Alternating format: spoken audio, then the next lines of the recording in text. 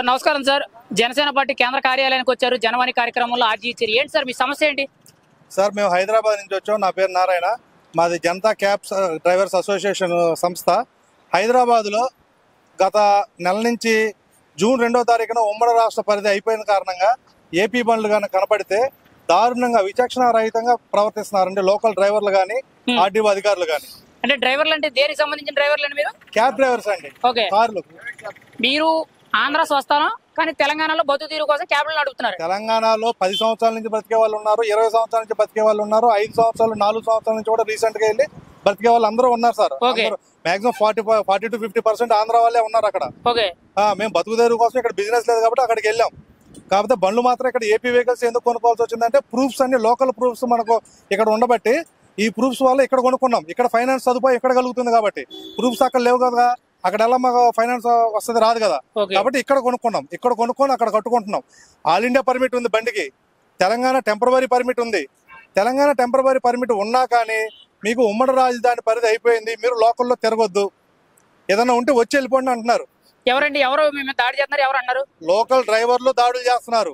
వాళ్ళకి ఆర్డీఓ అధికారులు కానీ డిపార్ట్మెంట్ వాళ్ళు కానీ వాళ్ళు ఇండైరెక్ట్ గా వాళ్ళకి సహాయం చేస్తున్నారు. తెలంగాణ లోకల్ క్యాబ్ డ్రైవర్స్ కానీ ఆటో డ్రైవర్లు కానీ మిమ్మల్ని ఇబ్బంది పెడతారు. ఆటో డ్రైవర్లు మా జోలికి ఎవరు రాలేదండి. తెలంగాణ క్యాబ్ డ్రైవర్లే. అందులో కూడా అందరూ కాదు సార్, కొంతమంది. ముఖ్యంగా శంషాబాద్ ఎయిర్పోర్ట్ లో స్టార్ట్ అయిందండి ఈ సమస్య. అక్కడి నుంచి స్టార్ట్ అయ్యి సిటీ మొత్తం కొంతమంది అయితే నైట్ పూట డ్రింక్ చేసి, మా దగ్గర ప్రూఫ్స్ కూడా ఉన్నాయి, డ్రింక్ చేసి ఏపీ బండి కనబడితే వచ్చి అద్దాలు పగల కొట్టడం, టైర్లో గాలి తీయటం, లేదంటే డబ్బులు డిమాండ్ చేయటం, ఇది పరిస్థితి. కంప్లైంట్ చేసినా కానీ దాని గురించి ఎవరు పట్టించుకోవట్లేదు.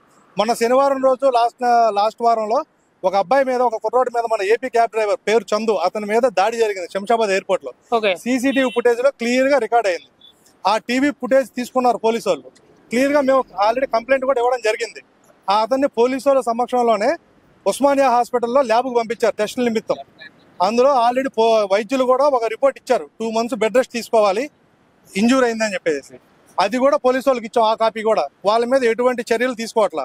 కొంతమంది వ్యక్తులు అక్కడ తెలంగాణలో యూనియన్ పెడుతున్నాము, యూనియన్ స్థాపిస్తున్నాము, మీరు గనక మా యూనియన్ లో జాయిన్ అయితే మీ ఆంధ్ర క్యాబ్లకు ఎటువంటి ప్రాబ్లం లేదు అని నమ్మించి మా దగ్గర చాలా మంది దగ్గర బండికి 300 రూపాయలు డబ్బులు వసూలు చేశారు.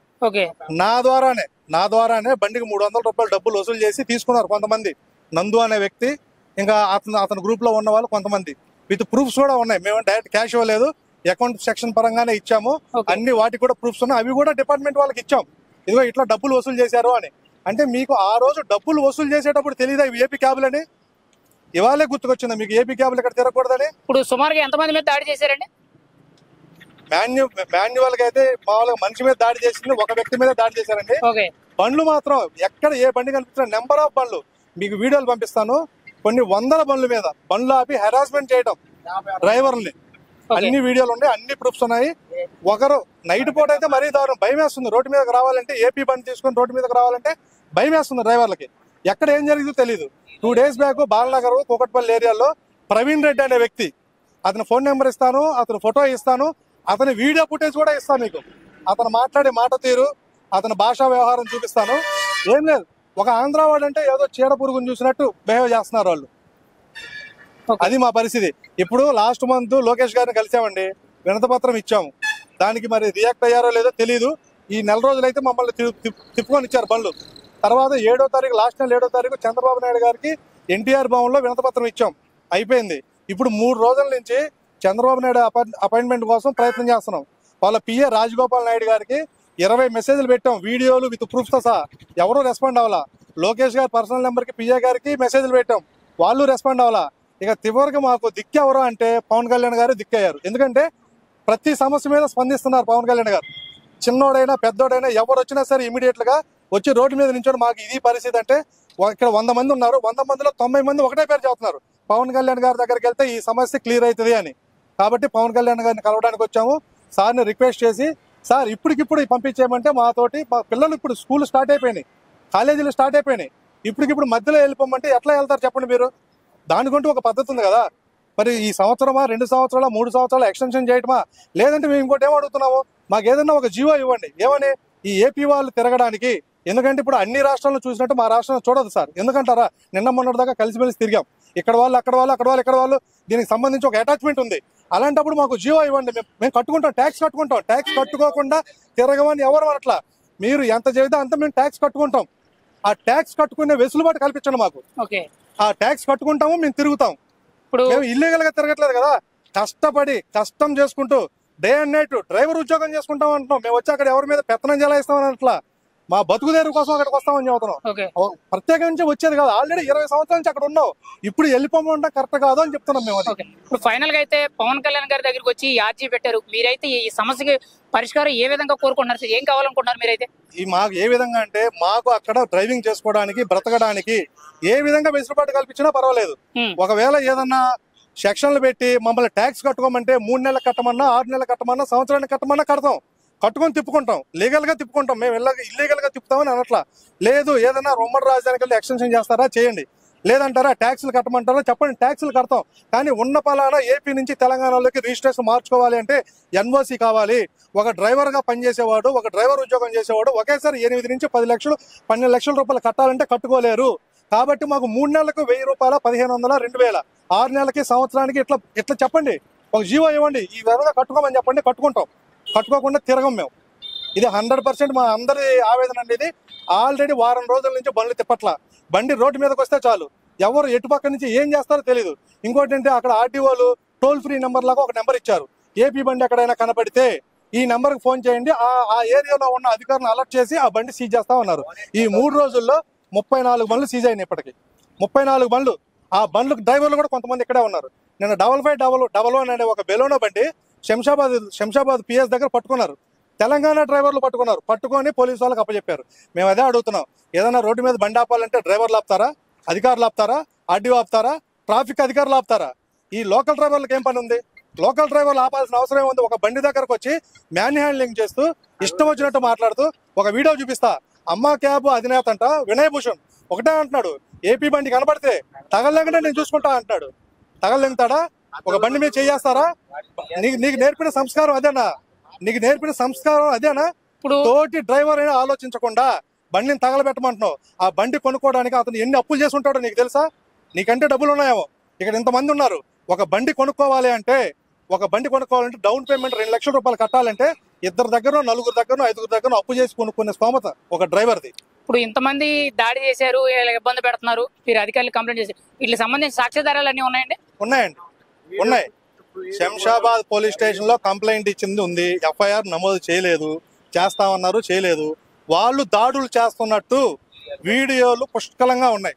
ఆల్రెడీ ఆ వీడియోల్ని అధికారుల దృష్టికి తీసుకెళ్లాం, తెలంగాణ అధికారుల దృష్టికి తీసుకెళ్లాం, ఆంధ్ర అధికారుల దృష్టికి తీసుకెళ్లాం, రాజకీయ నాయకుల దృష్టికి తీసుకెళ్లాం. ఎక్కడ తీసుకెళ్లా సరే రెస్పాన్స్ లేదండి. అంటే ఇప్పుడు మేము చెప్పేది ఒక కామన్ మ్యాన్ మీద మీ ప్రతాపం చూపించేది ఒక డబ్బున్నోడి మీద లేకపోతే ఒక స్మగ్లింగ్ చేసేవాడి మీద చూపించండి. ఒక కామన్ మ్యాన్ మీద, బ్రతుకుదేరు కోసం వచ్చి బ్రతుకుతున్నోడి మీద, అది కూడా 16 గంటలు 18 గంటలు డ్యూటీ చేస్తే గానీ 2000 రూపాయలు ఇంటికి తీసుకెళ్ళలేకపోతున్నాడు. ఒక క్యాబ్ మెయింటైన్ చేయాలంటే వాళ్ళు ఎంత ఖర్చు అవుతుంది? ఇవాళ ఓలా ఓబర్ దగ్గర 25-26% కమిషన్లు పోతున్నాయి. అవి పోను, ఆయిల్ పోను, ఇంటికి తీసుకెళ్లేది 16 గంటలు డ్యూటీ చేస్తే 1000-1200 రూపాయలు ఇంటికి తీసుకెళ్ళలేకపోతున్నాడు. అలాంటి పరిస్థితుల్లో మీరు క్యాబులు తగలబెడతాము, డ్రైవర్లు కొడతాము, ఈ విధంగా భయభ్రాంతులకు గురి చేసి వారం రోజుల నుంచి క్యాబులు నడవనీయకపోతే ఇప్పుడు ఏంటి పరిస్థితి? మేము ఎలా బ్రతకాలి? మాది ఒకటేనండి, దీనికి ఎవరికి ముందొచ్చినా మాకు అందరూ సపోర్ట్ చేయాలని కోరుకుంటున్నాము. అన్ని సంఘాల వాళ్ళు, మన ఏపీలో ఉన్న ప్రజా సంఘాలు కానీ, ఈ టాక్సీ క్యాబ్కి సంబంధించిన అన్ని వర్గాల వారు మాకు దీనికి సపోర్ట్ చేసి దీని మీద మాకు న్యాయం జరగాలి. మేము ఇవాళ పవన్ కళ్యాణ్ గారి ఆఫీస్ దగ్గరకు వచ్చాం. ఇవాళ కానీ కలవడానికి వీల్లేదు, చాలా బిజీ షెడ్యూల్ ఉందంటున్నారు సార్ని. మేము ఇబ్బంది పెట్టాం, రేపు ఉంటాం, ఎల్లుండి కూడా ఉంటాం. ఇక్కడే మేము ఉండేది ఫ్యామిలీతో, అక్కడ హైదరాబాద్లో ఉన్నాం. క్యాబ్లు వేసుకొని వచ్చాం. కారులో పడుకుంటామా, రోడ్డు పడుకుంటామా మాకు తెలియదు. సార్ని కలిసేంత వరకు ఇక్కడే ఉంటాము. సార్ని కలిసిన తర్వాతనే, దీని మీద ఒక హామీ తీసుకున్న తర్వాతనే ఈ విజయవాడ నుంచి మేము బయలుదేరి మళ్ళీ హైదరాబాద్ వెళ్తాం. ఎందుకంటారా, అక్కడికి వెళ్ళినా కానీ మేము చేసేది ఏం లేదు, కారు ఇంట్లో పెట్టుకొని పడుకోవాలా. రోడ్డు మీద కనీసం రోడ్డు మీద పార్కింగ్ చేసుకునే అవకాశం కూడా లేదు. రోడ్డు మీద పార్కింగ్ చేస్తే నైట్ పూట రోడ్డు మీద బండి కనపడితే వచ్చి బ్లాక్ మెయిల్ చేస్తున్నారు, డబ్బులు ఇవ్వమంటున్నారు. తాగేసి డ్రింక్ చేసి వీడియోలు ఉన్నాయి. ఇందులో ముఖ్యంగా ప్రవీణ్ రెడ్డి అనే వ్యక్తి కూకట్పల్లి, బాలనగర్ ఏరియాల్లో ఇతను చేసే అరాచకాలు అంతా ఇంత కాదు, అంత ఘోరంగా ప్రవర్తిస్తున్నాడు.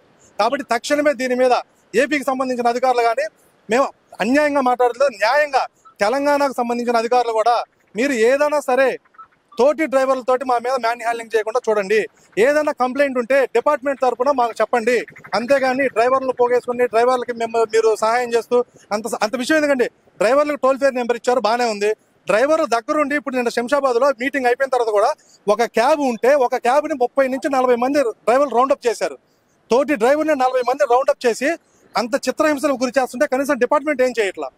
ఆ వీడియోలు కూడా మేము సోషల్ మీడియాలో షేర్ చేస్తున్నాం, అయినా కానీ ఎవరు దీనికి స్పందించట్లేదు. ఇది అసలు ఇంత అన్యాయమా? ఇది ఎక్కడికి పోతుందో కూడా మాకు అర్థం కావట్లా. ఎక్కడ 2024లో ఉన్నాం సార్. ఒక పక్క వ్యక్తి వచ్చి ఒక పక్క వ్యక్తిని మ్యాన్ హ్యాండ్లింగ్ చేసేదేంటి?